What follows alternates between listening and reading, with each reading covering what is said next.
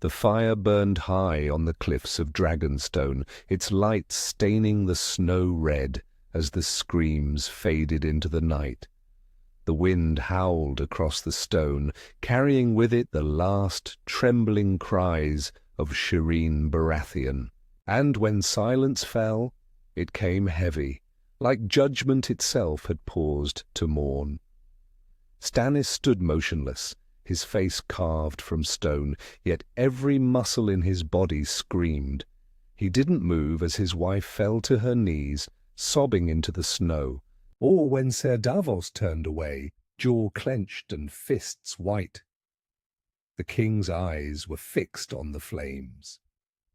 If there was meaning in the fire, if the gods whispered their truths through heat and smoke, he was listening.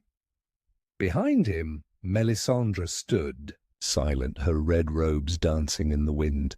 Her face, usually so calm and confident, was flushed with something like awe. Her eyes didn't look at Stannis. They watched the sky. "It is done," she whispered. Stannis didn't speak. His lips barely moved, but his breath came out in slow clouds of frost. There was nothing left to say. He had done what no father should, what no king could ever be forgiven for. But if Melisandre was right, and the signs had always pointed to it, then this was the price fate demanded. A red shadow passed through the flames. Melisandre gasped and stepped forward, pointing upward. "Look!" They turned. The sky above. The narrow sea had gone dark, the clouds splitting like a wound. A streak of fire tore across the heavens, brighter than any star, trailing behind it a long tail of glowing gold. It wasn't a comet. No, they had seen that before. This was different. Closer, angry, alive, Melisandre fell to her knees. The Lightbringer awakens. Azor Ahai is here. The sword, his sword, lay buried in the snow beside him. Stannis reached down, grasped the hilt, and pulled it free. The steel glowed faintly as if remembering fire. And then, before their eyes, it blazed, not with flame, but with something deeper, like the heart of the sun had been forged into the blade. Gasps echoed from his soldiers. Some dropped to one knee. Others stepped back, eyes wide. Even Davos turned slowly, his disbelief warring with something darker. Fear. Stannis turned toward them, the blade lighting his face like a torch. For the first time in years, his voice didn't tremble with doubt. It rang like steel. "The night is long," he said, "but I am the fire that burns it away." No one cheered. No one moved. Only Melisandre, rising slowly from the snow, nodded. "Now we march to Winterfell," she said, and then to the darkness beyond the wall. The journey north was not quick. The snow deepened with every mile, turning the world white and still. Stannis rode at the head of his army, the burning sword strapped across his back, glowing even through the leather sheath. It never dimmed, not in the dead of night, nor in the blizzards that tried to blind them. The flame followed him. At first, his men whispered. Then they began to believe. Rations ran low, tents collapsed in the wind, and frostbite claimed fingers and toes, but still they followed him. Because how could they not? When the sword lit the dark and wolves howled at his passing, when the dead things that haunted the woods fled from his heat, they saw something more than a man. They saw a prophecy walking, but not everyone believed. Ser Davos, though loyal, kept his distance. He watched Stannis with eyes that had grown older in just a few weeks. He never said it, but his heart had broken with Shireen's last breath. And no fire, no sword, no miracle in the sky could fix that. She was a child, he said one night, staring into the coals. Stannis sat across from him, staring into the same fire. She was my daughter. Davos looked up sharply. And you killed her. Stannis didn't flinch. To save the world. Davos's voice broke. Then the world better be worth it. Silence stretched between them. Then Melisandre entered. The tent, eyes glowing like embers. She didn't greet them. She simply said, "Winterfell burns in the fire. I've seen it. But you must take it, Your Grace. You must light the way." And just like that, the march continued. The cold cut deeper as they neared Winterfell. The winds howled like ghosts through the trees, and even the strongest horses stumbled through snowdrifts as high as a man's chest. But Stannis did not stop. Not for sleep, not for rest, not even for the dying. The sword on his back pulsed faintly. Now its light dimmed but still alive, like a heartbeat in the dark. Some said it was the sword that warmed the soldiers enough to survive. Others said it was fear of their king that kept them moving. But truth was, no one wanted to die out here. Not when Winterfell was so close, not when the promise of fire stood just ahead. From the ramparts of Winterfell, Ramsay Bolton watched with a sneer on his face. Snow whipped around him, and his cloak snapped in the wind like a banner. His dogs barked and growled below, hungry for blood. He welcomed the storm. He welcomed the cold. He thought it would kill them all. He marches like a ghost, he told his men. Let's bury him like one. But the day the Baratheon banners appeared on the horizon, Ramsay's confidence cracked just a little. Because there, at the head of the line, riding through the blizzard like it was nothing, was Stannis, and the blade he carried glowed even through the snow. A line of light against a field of white. By nightfall, the siege had begun. Stannis gave no grand speeches. He gave no mercy either. He simply ordered the catapults to fire and the battering rams to break the gates. For 3 days and nights they fought through howling winds and endless snow. Fires lit the sky.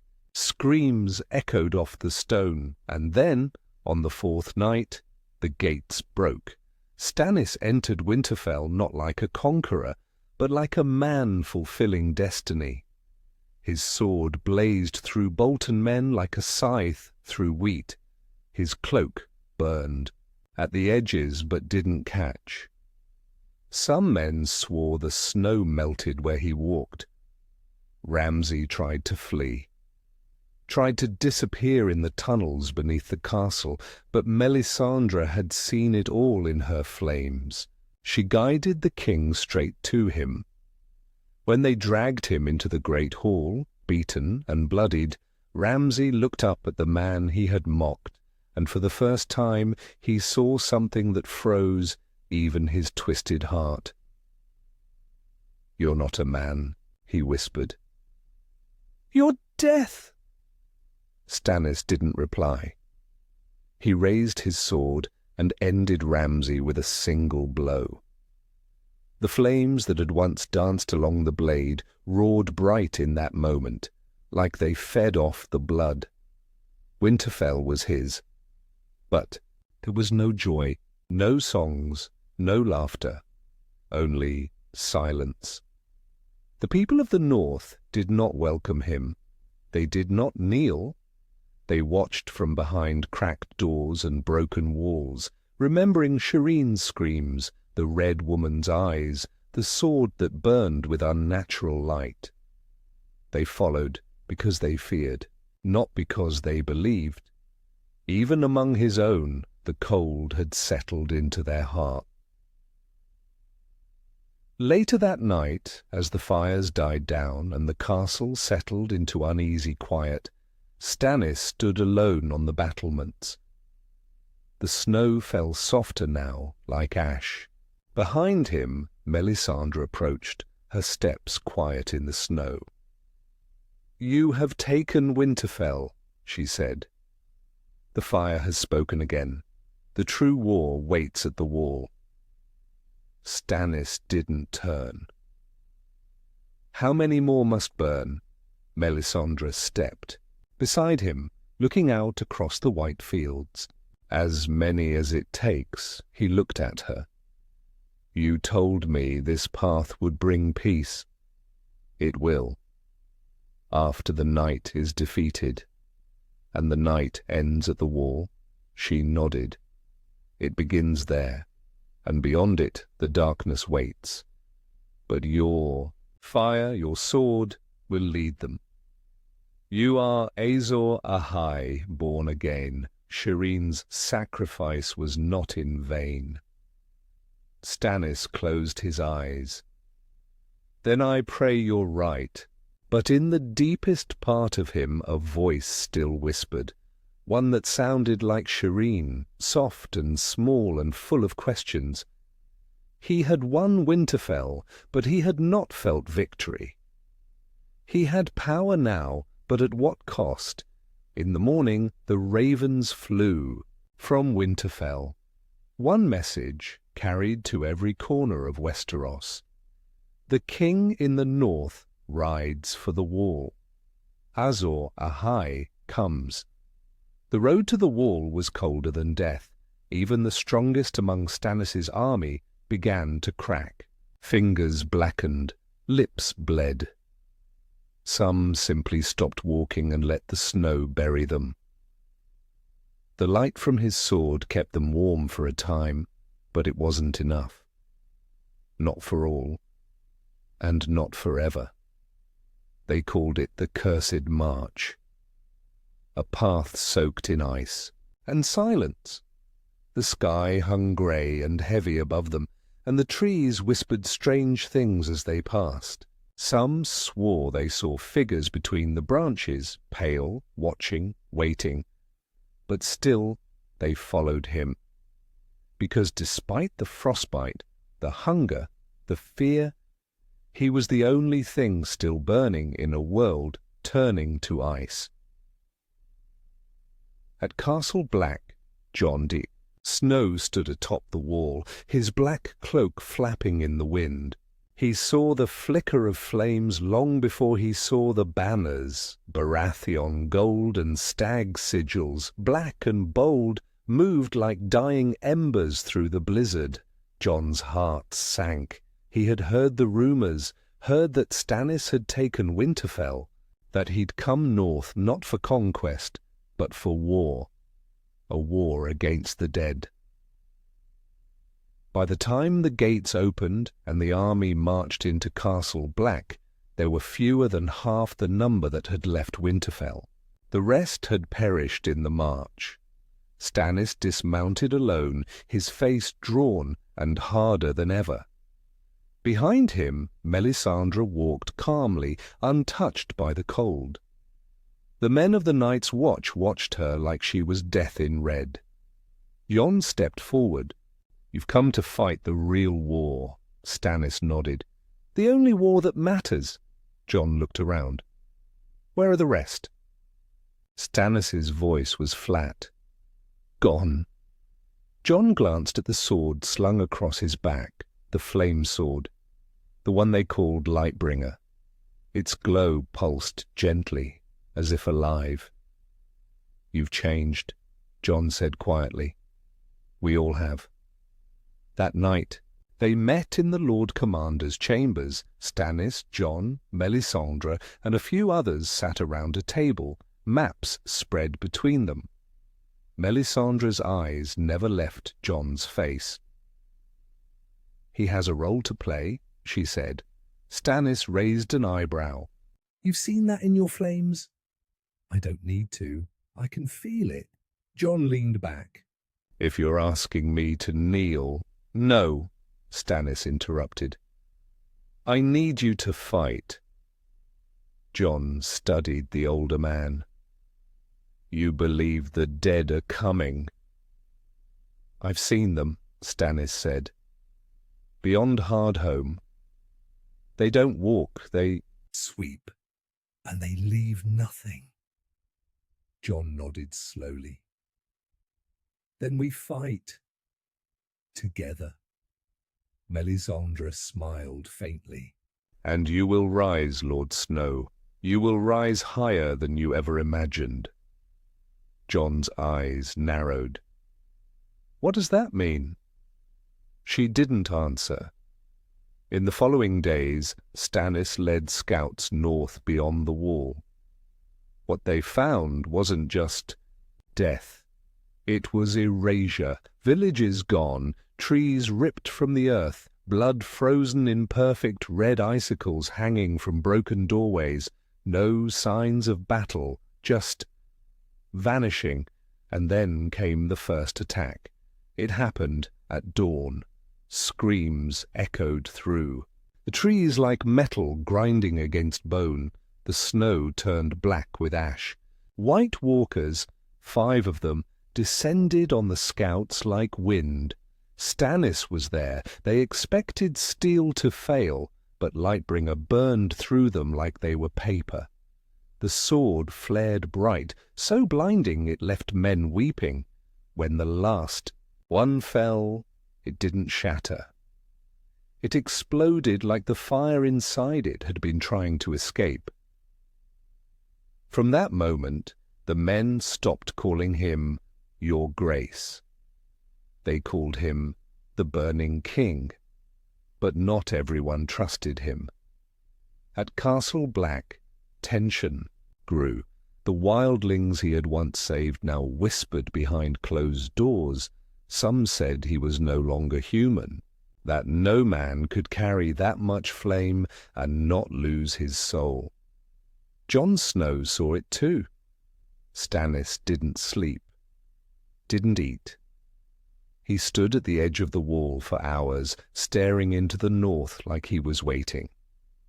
Some nights his sword would light, by itself, without being drawn. Other nights he spoke to someone who wasn't there.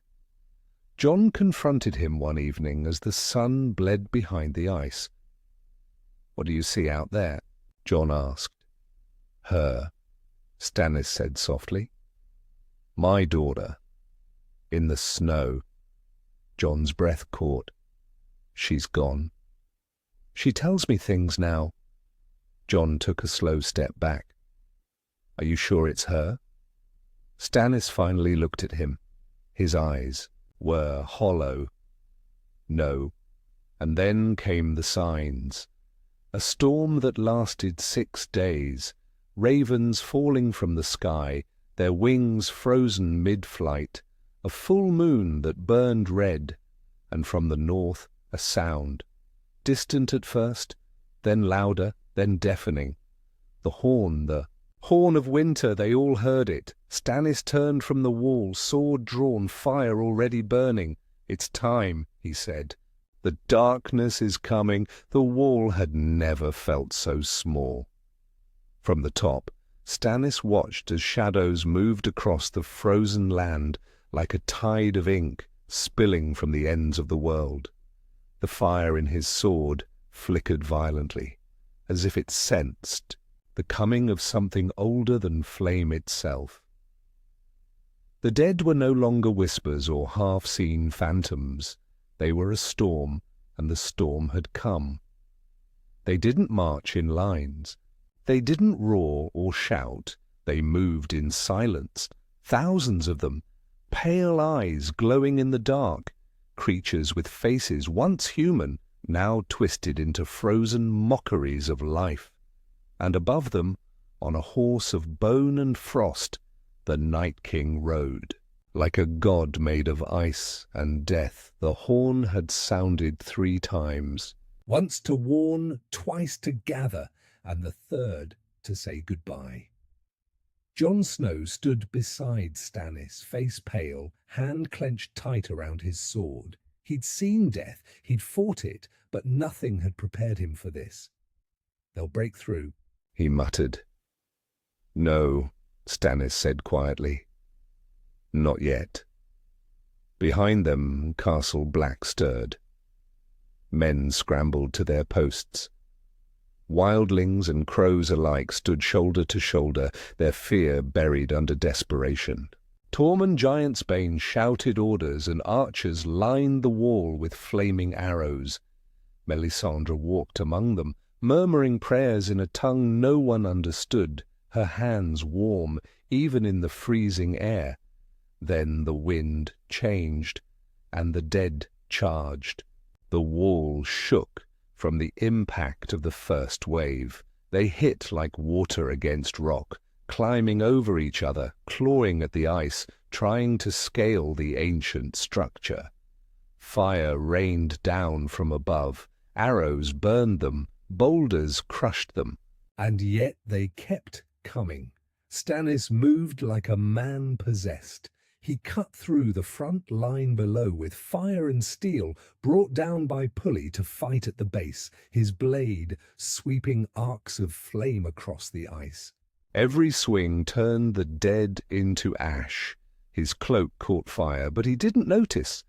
Beside him, Jon Snow fought with grit and blood, Longclaw cleaving bone and flesh, his breath a mist of fury. But the tide was endless, and then they broke through a section of the wall, an old cracking portion weakened by years of snow and shadow, collapsed under the relentless push. Ice shattered, screams followed, the dead poured in. Castle Black became a slaughterhouse. Rooms once used for sleeping and eating became battlegrounds, corridors filled with smoke. Men screamed as their brothers fell and rose again, seconds later turned into things no longer human. The dead didn't stop, didn't feel, didn't care, and yet, in the heart of it all, Stannis burned. He fought through 3 of them at once, flames licking the walls as he swung Lightbringer with inhuman strength. A child wight jumped at him, eyes glowing blue, teeth like needles. He caught it mid-air and burned it to ash with a single touch. His face was streaked with blood and soot. His voice, hoarse and broken, still roared commands. "Hold the line! Protect the gate! Burn everything!"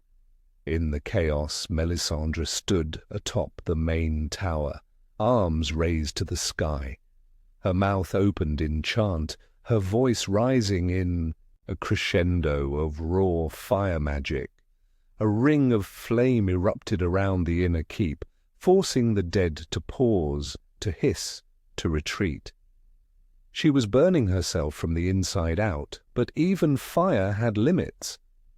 A white walker leapt through the flames and drove, a blade through her chest. She gasped, smiled, and burst into red-hot embers. It felt like hours, maybe days. When the sun finally rose, it wasn't warm. It barely touched the ground, but it revealed a field of bodies, some still moving, twitching, frozen. Castle Black had held. Barely. Of the 500 defenders, fewer than 70 survived. Jon limped through the wreckage, dragging his sword behind him. His armor was cracked, his hands were shaking. But his eyes searched for one man. He found him near the gate. Stannis was on his knees, breathing heavy, his sword driven into the ground like a torch. Around him, a wide circle of charred ash marked where dozens of dead had fallen. Jon dropped. Beside him. "You still alive?" Stannis coughed, nodded. "You saved the wall," Jon said.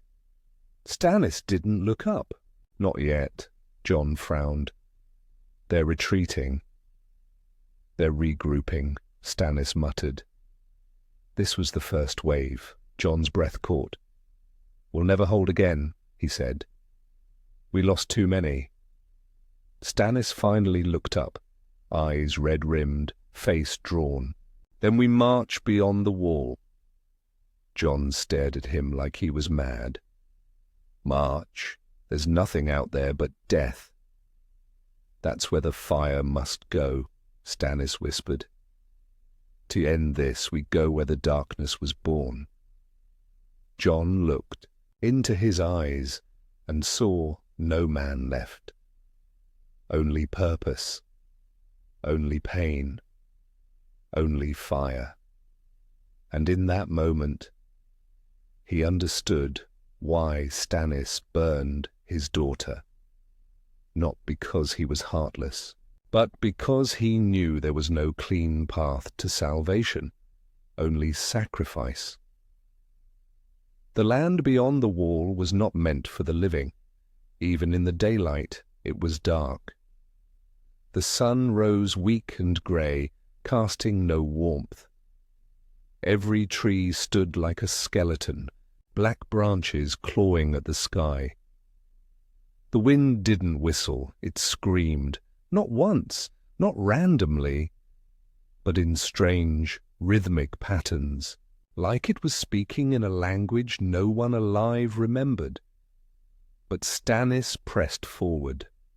A force of 60 marched behind him, what remained of the Watch, wildlings and his loyalists. Jon Snow walked near the front, his eyes scanning the woods, his mind already fighting the ghosts that weren't there yet. He didn't speak unless he had to.